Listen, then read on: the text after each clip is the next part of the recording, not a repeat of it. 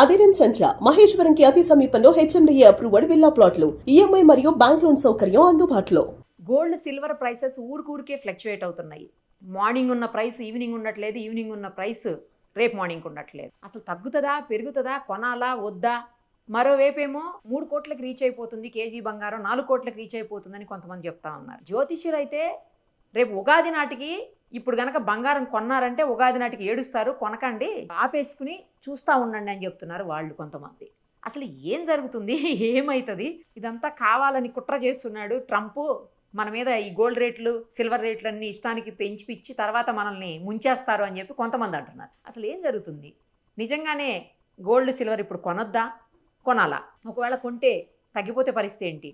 కొనకపోతే పెరిగిన తర్వాత బాధపడాలేమో, అయ్యో కొనలేదని. ఇలా చాలా రకాల డౌట్స్ ఉన్నాయి. అన్ని డౌట్స్ క్లియర్ చేయడానికి ప్రస్తుతం మనతో పాటు ప్రముఖ మార్కెట్ అనలిస్ట్ ఉన్నారు ప్రశాంత్ గారు. ఆయనతో మాట్లాడదాం. ప్రశాంత్ గారు నమస్తే అండి. నమస్తే నిరుపమ గారు. ఏం చేయమంటారు? గోల్డ్ సిల్వర్ కొనమంటారా వద్దంటారా? మీరు ఇందాకే చెప్పారు కదా, జ్యోతిష్యం చెప్పే వాళ్ళు కూడా రేపు ప్రైస్ చెప్పే టైంకి గోల్డ్ సిల్వర్ వచ్చిందంటే పరిస్థితి అర్థం చేసుకోవచ్చు.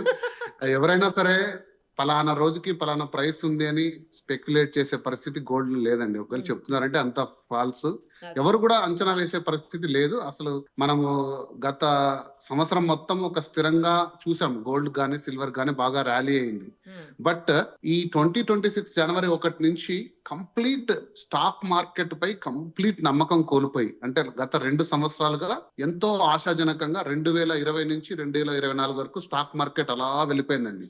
30% 40% రిటర్న్స్ తీసుకున్న అందరూ కూడా 24-25 కంప్లీట్ నిరుత్సాహం అయిపోయి డంప్ అయిపోయింది. స్టాక్ మార్కెట్ లో అంతా మెటీరియలిస్టిక్ అబ్జెక్టివ్ అండి. అంటే బెట్టింగ్ రాయలు ఎక్కువ ఉంటారు, రూపాయి పెడితే 2 రూపాయలు ఎప్పుడు అవుతుంది అని. సో ఇంకొక వైపు రియల్ ఎస్టేట్ రంగం కూడా అదే మొత్తంలో పడిపోయింది. రియల్ ఎస్టేట్ రంగం కూడా 2022-23 బాగా భూమి ఉండేది హైదరాబాద్, అది కూడా రిటర్న్స్ తగ్గిపోయి అన్ని కూడా స్థిరంగా, అంటే కొంచెం స్టేబుల్ గా ఉండి ఎక్కువ శాతం రిటర్న్ ఇచ్చింది ఏదన్నా ఉంది అంటే గోల్డ్. అది 2025లో జరిగింది. సిల్వర్. సో కాబట్టి ఈ ఈక్విటీ మార్కెట్ అంతా ఒక్కసారిగా వచ్చేసారండి. అసలు విపరీతంగా కొంటున్నారు గోల్డ్ సిల్వర్, పానిక్ బయింగ్ అంటారు చూసారా, విపరీతంగా కొంటున్నారు, విపరీతంగా అమ్ముతున్నారు. సో ఇలాంటి వాతావరణంలో ఒక గోల్డ్ గానీ సిల్వర్ గానీ కొన్ని వందల ఏళ్ల చరిత్ర ఉన్న ప్రైసింగ్ కి స్పెక్యులేషన్ కి ఎవరు చేయలేని పరిస్థితిలో ఉందండి. అంటే ఇంత డీప్ ఫ్లక్చువేషన్స్ గోల్డ్ ఎప్పుడు ఎదుర్కోలేదండి. గోల్డ్ స్థిరంగా పెరుగుతుంది, కొంచెం కరెక్షన్ అవుతుంది, మళ్ళీ తగ్గుతుంది. కానీ ఒకరోజు $500 పడిపోవడం, ఒకరోజు $200 పెరగడం, ఇంత హెవీ ఫ్లక్చువేషన్స్ ఇంత షార్ట్ 3 వీక్ యావరేజ్ లో గోల్డ్ ఎప్పుడు లేదు. సిల్వర్ అంటారా, సిల్వర్ మార్కెట్ చాలా చిన్నది, నేను ఎప్పుడు చెప్తుంటాను. సిల్వర్ హెవీ కరెక్షన్స్ అవుతుంటది. బట్ ఈ 40 డేస్ 40 కూడా కాదు 35 డేస్ తీసుకుంటే సిల్వర్ కూడా హెవీ ఫ్లక్చుయేషన్స్ కి జరిగింది.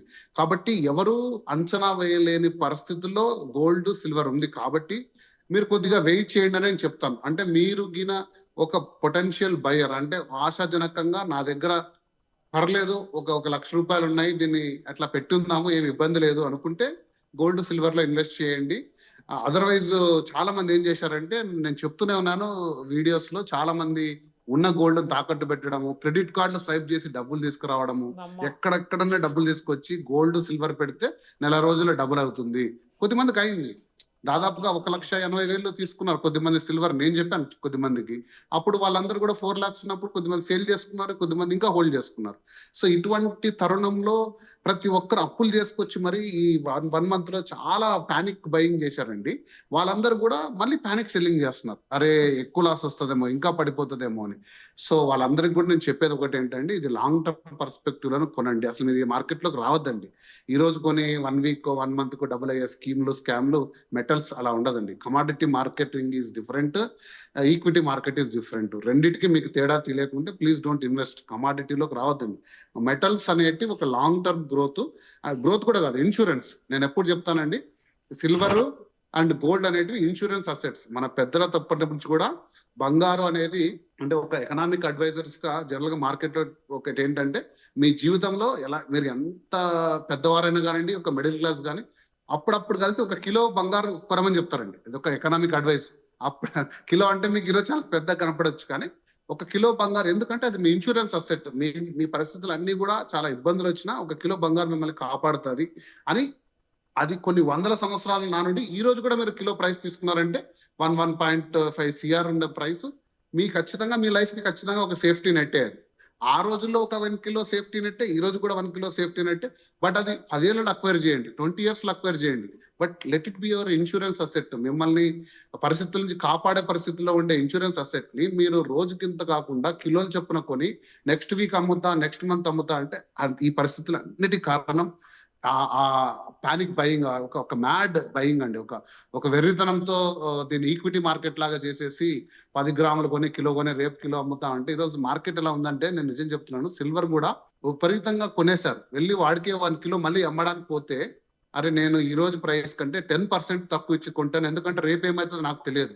సో ఇందాక నేను మీ స్టూడియో వాళ్ళతో కూడా మాట్లాడుతున్నా కదా, చాలా షాపులు సిల్వర్ కొనడం మానేసింది, అమ్మడం మానేసింది. అంటే మనం తక్కువ కమ్ముతున్నామో తెలియదు, ఎక్కువ కమ్ముతున్నామో తెలియదు, రేపు తెలియదు. సో ఈ మార్కెట్ లో ఎంటర్ అయ్యి పాపం వాళ్ళు కూడా చాలా పెద్ద మొత్తంలో లాస్ అవుతున్నారు. సో కాబట్టి ఈ వెర్రితనం కొన్ని రోజులు ఆగి మళ్ళీ నార్మల్, అంటే కమాడిటీలో ఇన్వెస్ట్ చేసే నార్మల్ ఇన్వెస్టర్స్ వచ్చి వీటిని తీసుకుంటూ పోతే ఖచ్చితంగా వీటికి షైన్ అయ్యేదే. ఎందుకంటే ప్రపంచంలో మనం చాలాసార్లు చెప్పాము, సిల్వర్ అనేది ఇన్వెస్ట్మెంట్ కంటే ఎక్కువ ఇండస్ట్రీకి అవసరాలు ఉన్నాయి, దానికి అనుగుణంగా ప్రొడ్యూసర్ చేయలేకపోతున్నాయి. యూనో అమెరికాలో ఆస్ట్రేలియాలో అతిపెద్ద సిల్వర్ మైనింగ్ కంపెనీ ఆర్డర్స్ తీసుకోవడం మానేసింది, ఎందుకంటే అంత మొత్తం వాళ్ళు డెలివరీ చేయలేకున్నారు.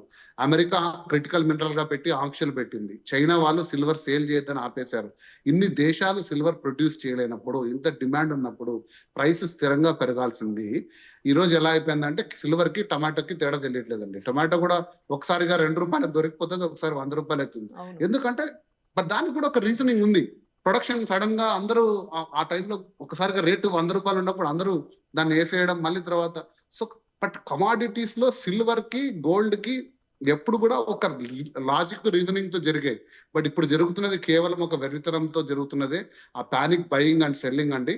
దాన్ని కొంచెం మార్కెట్ లో, ఈక్విటీ మార్కెట్ లో ఉండే బయర్స్ అందరు కూడా వెళ్ళిపోతే మళ్ళీ నార్మల్ వాతావరణం రావచ్చు. నేను ఎప్పుడు చెప్తున్నట్టే, గోల్డ్ సిల్వర్ మీరు ఒక 1 ఇయర్ పర్స్పెక్టివ్ లో ఇన్వెస్ట్ చేయడానికి వస్తే మిమ్మల్ని డిసప్పాయింట్ చేయదు. కానీ మీరు రోజు పొద్దున్న లేస్తే స్టాక్ మార్కెట్ లో ఇండెక్స్ ఎలా మారిందో అన్నట్టు ఈరోజు గోల్డ్ ప్రైస్ 4880. అసలు నేను మార్కెట్ అనాలిసిస్ చేస్తాను కానీ ఎప్పుడు రోజు ప్రైస్ చెక్ చేయనండి, ఏదైనా అవసరం అన్నప్పుడు చూస్తాను. ఎందుకంటే over a period at least 1 to 2 weeks మనం చూస్తే అర్థమవుతుంది. ఇది ఎలా అయిపోతుందంటే $5,400 వెళ్ళి $4,550 అండి. సో ఎందుకు ఏంటి అని నేను కూడా ఎప్పుడు ప్రశ్నించాను. ఎందుకంటే ప్రపంచంలో అన్ని వనరులు ఉన్న సంస్థలు అండి ఇవన్నీ, ఫోర్బ్స్ కానీ, గోల్డ్మెన్ సాక్స్ కానీ, వీళ్ళంతా మార్కెటింగ్ రీసెర్చ్ ఫర్మ్స్. వీళ్ళు అంచనాలు చేయలేంది ఎవరో ఒక ఇన్వెస్టర్, ఒక అనలిస్ట్ వచ్చి ఇంత అవుతుంది అంత అవుతుంది అని చెప్తే అసలు అదంతా కూడా మీరు అన్నట్టే జ్యోతిష్యం చెప్పినట్టే. ఓకే అదేదో. సో కాబట్టి మీరు ఎందుకు పెరుగుతున్నా ఎందుకు పెరగట్లేదని సహేతుకంగా కారణాలు లేనప్పుడు మీ నిర్ణయం మీకే ఉండదు కంప్లీట్ గా, ఎవరు చెప్పలేరు. ఇప్పుడు నిజంగా ఎవరన్నా వచ్చి ఎందుకు పెరుగుతున్నాయి అని చెప్పే పరిస్థితి మాకు లేదండి. ఇంతకు ముందు అంతర్జాతీయ పరిస్థితుల దృష్ట్యా పలు రకాల కారణాలతో గోల్డ్ పెరిగింది, పెరుగుతుందని అంచనా ఉంది. కానీ ఇంత పొటెన్షియల్ ఫ్లక్చువేషన్స్, వొలటాలిటీ ఉన్నప్పుడు కారణాలు ఎతకడం ఆపేయండి. మీకు ఏది మంచిదో మీకు. ఇప్పుడు ఈరోజు 1,50,000 ఉంది గోల్డ్, 2.5 లక్షలకు సిల్వర్ ఉంది. మరి నేను 2 లక్షలు పడినా 1,50,000 పడినా నాకేం కాదు, స్థిరంగా సిల్వర్ ఖచ్చితంగా పెరుగుతుంది అనే ఒక నమ్మకం మీకు కలగజేస్తున్నాను. ఆ నమ్మకాన్ని మీరు పెట్టుకొని లాంగ్ టర్మ్ పర్స్పెక్టివ్ లో ఇన్వెస్ట్ చేయండి, మీకేం ప్రాబ్లం ఉండదు. అలా కాకుండా నెలలో ఏదో చేయాలి, 2 నెలల్లో ఏదో చేయాలి అని మీరు అనుకున్నారనుకోండి, ఆటోమేటికల్ గా మీకు ఇబ్బంది అవుతుంది. సో కాబట్టి ఈ రెగ్యులర్ వొలటాలిటీలో మీరు డైలీ సెర్చ్ చేయడం ఆపేసి ఒక పానిక్ సెల్లింగ్ కూడా చేయొద్దండి. మీరు హోల్డ్ చేసుకోండి, ఎందుకంటే అంత సడన్ గా పడిపోయే సాధనమేం కాదండి గోల్డ్, డెఫినెట్ గా లాంగ్ టర్మ్ షైన్ చేసేది.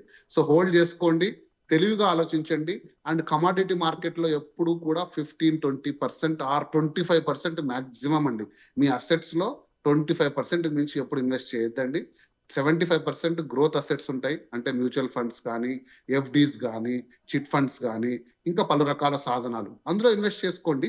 అవి స్థిరంగా మీకు ఇస్తూ పోతుంటాయి. ఓకే, మన దేశమైన కూడా అదే చేస్తుందండి. ఈ రోజు భారతదేశం మొత్తం $550-600 బిలియన్ మన నిల్వలు ఉన్నాయండి, విదేశీ మారక ధర నిల్వలు అంటారు, ఫారిన్ ఎక్స్చేంజ్ రిజర్వ్స్. దాంట్లో 12% ఉంది గోల్డ్ అంతే. మిగతా అంతా బాండ్స్ రూపంలో US treasury bonds, great Britain pounds, ఇన్ని రకాలుగా దాచుకున్నారు. సో సేమ్ ఫార్ములా మనం కూడా అప్లై చేసుకుంటే ఈ సడన్ మ్యాడ్నెస్ చూసారా, దాన్ని పోగొట్టుకొని మళ్ళీ స్థిరంగా ఉండే పరిస్థితులు వచ్చే అవకాశం ఉంది. రైట్ అండ్ పర్ఫెక్ట్ గా చెప్పారు. మీరు చెప్పినట్లు వెయిట్ అండ్ సీ అంతే. అవసరం లేకపోతే. అవసరం ఉంది అనుకుంటే కొనుక్కుంటే మటుకు దాన్ని హోల్డ్ చేసుకోండి. దాన్ని ఇమీడియట్గా అమ్మాల్సిన అవసరం లేదు. ఈ పెరుగుతో తగ్గుతుంది అనే మార్కెట్ మీద అసలు దాని గురించి ఆలోచించొద్దు అనేది మంచి పాయింట్ చెప్పారు. అవునండి. థ్యాంక్ యూ అండి. Thank you so much. Thank you.